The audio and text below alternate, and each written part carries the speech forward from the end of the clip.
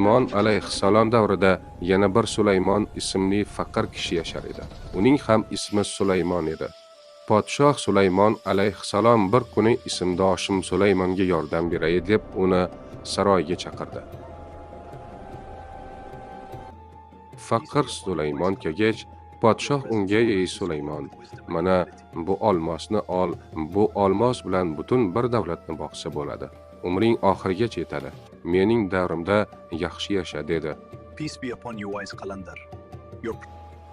Faqir Sulaymon olmosni olib juda xursand bo'ldi. Podshohga rahmat aytib saroydan chiqdi.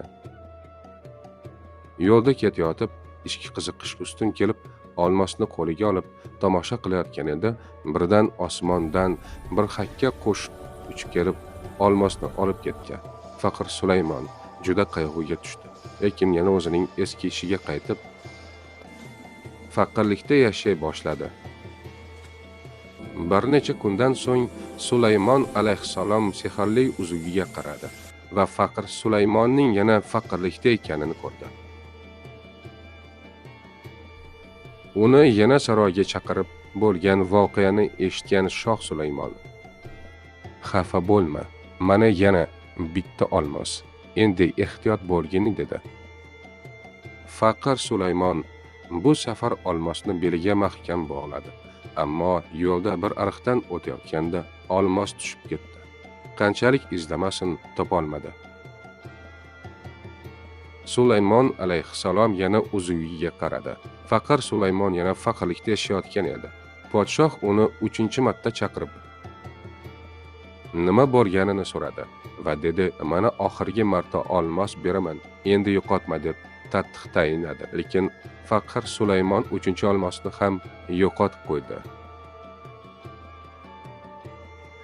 Sulaymon alayhissalom uni yana chaqirib, bu safar urushdi.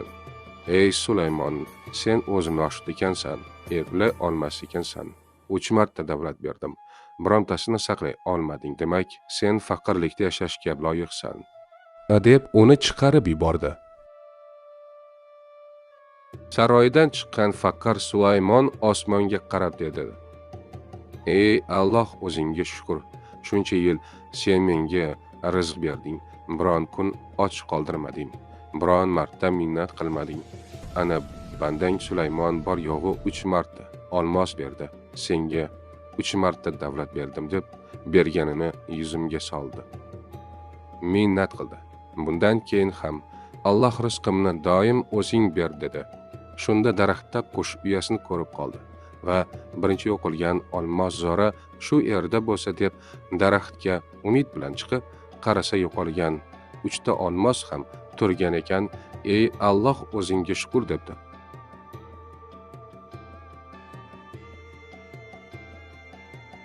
Oradan vaqt o'tdi.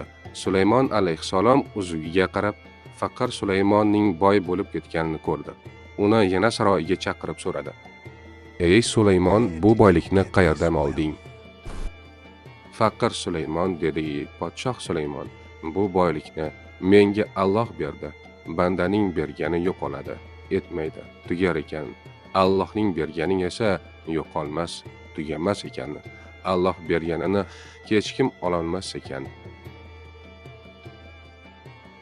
Qissadan hissa Alloh bergani tugamaydi. Bandaning bergani esa minnat bilan keladi.